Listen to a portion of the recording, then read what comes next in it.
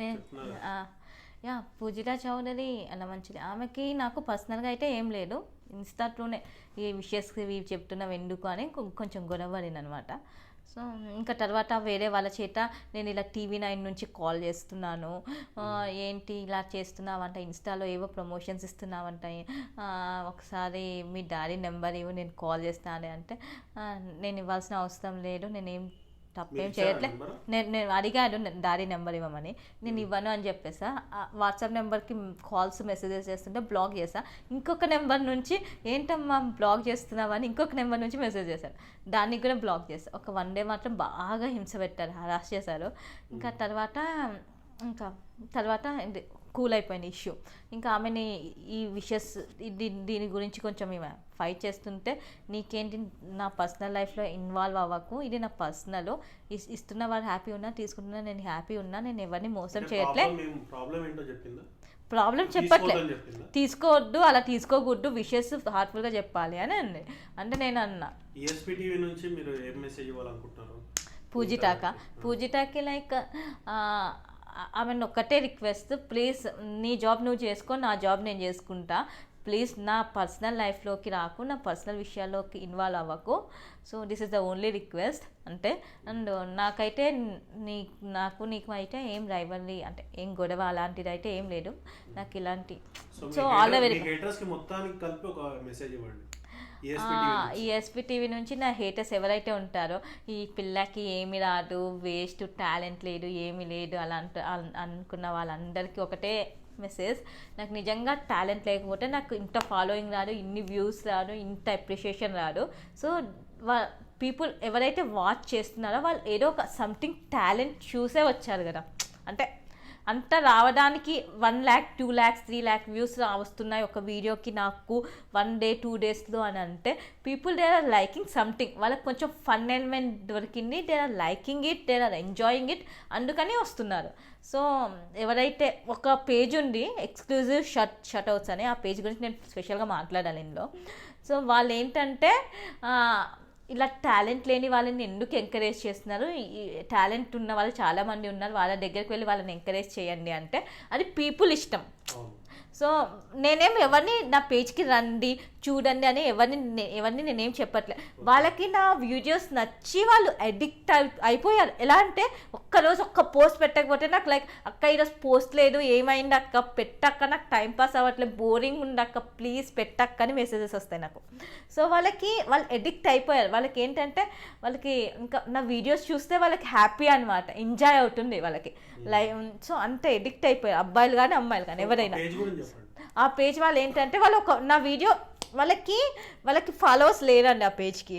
వాళ్ళు ఏం చేశారు, నాది దారి చూడు ఏదో సంథింగ్ నా పేజ్ నుంచి నా పర్మిషన్ లేకుండా ఒక వీడియో డౌన్లోడ్ చేసుకున్నాను నా పేజ్ నుంచి డౌన్లోడ్ చేసేసుకొని వాళ్ళు ఏం చేశారు, వాళ్ళు దాంట్లో పోస్ట్ పెట్టేసుకొని నా వీడియో నుంచి వాళ్ళు వ్యూస్ తెచ్చుకున్న తర్వాత వాళ్ళు ఏం పెట్టారు, ఇలా టాలెంట్ లేని వాళ్ళ అమ్మాయిలకి ఎంకరేజ్ చేయకని, ఈ అమ్మాయికి టాలెంట్ లేదు, డాన్స్ రాదు, ఏం రాదు, ఎందుకు ఎంకరేజ్ చేస్తున్నారు, టాలెంట్ ఉన్న వాళ్ళ దగ్గరికి వెళ్ళండి అని ఒక పెద్ద మెసేజ్ లాగా రాశారనమాట.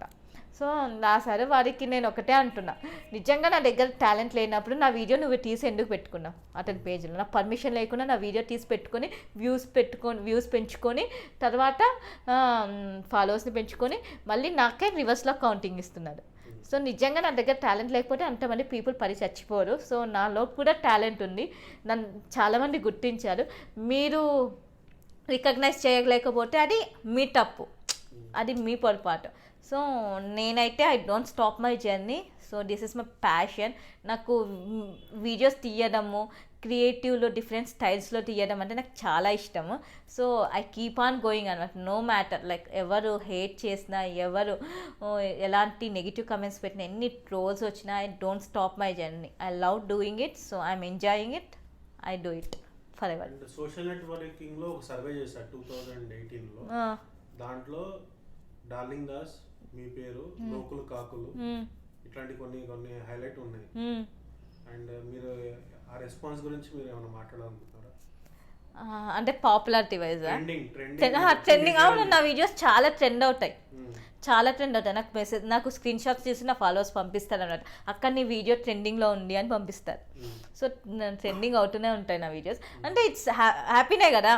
చాలామంది చాలా కష్టపడుతారు, సంవత్సరాలు కష్టపడుతున్నారు, కానీ కొంతమందికి మాత్రమే అలాంటి లక్ వస్తుంది. So I'm one of them. So I'm very happy అనమాట. So I'm happy. So people చాలామంది నా ప్రొఫైల్స్ చాలామంది చూస్తారు. మీరు నమ్మరా, హీరోస్, ఇలా ఫిలిమ్స్, టీవీ ఛానల్స్, ఫిలిమ్స్లో నటించే వాళ్ళు, వీళ్ళు కూడా నా ప్రొఫైల్ చూస్తారు. బన్నీ చూసారంట, నాకు వన్ ఆఫ్ ది ఫ్రెండ్స్ నుంచి తెలిసింది. అండ్ సాయి ధరమ్ తేజ్ నా వీడియోస్ చూసి, నా డ్యాన్స్ వీడియో, నేను ఒకటి దారి చూడు తుమ్ము చూడు నేను ఛాలెంజ్ పెట్టా, మీ డాన్స్ ఛాలెంజ్ పెట్టా, రేవటక్క డాన్స్ ఛాలెంజ్ అని చెయ్యండి అని. ఆ ఫ్లోర్ మూమెంట్ ఎవరు చేయాలి. సో సాయి ధరమ్ తేజ్ అని నేను రేడియో మిర్చికి ఇంటర్వ్యూకి వెళ్ళా, గెస్ట్ లాగా వెళ్ళా రేడియో మిర్చిలో. వెళ్ళినప్పుడు సమీర్ చంద్ర అని ఆర్జే, ఆయన ఆర్జే సాయి ధరమ్ తేజ్కి క్లోజ్ ఫ్రెండ్. సో వాళ్ళిద్దరు వాట్సాప్ కన్వర్జేషన్ నాకు పంపించారనమాట. సాయి ధరమ్ తేజ్ నాకు మెసేజ్ పెట్టాడు, ఇలా రేవటక్క డాన్స్ ఛాలెంజ్ నువ్వు యాక్సెప్ట్ చేసావా అని మెసేజ్ పెట్టాడు అని నాకు కన్వర్జేషన్ పంపించారనమాట.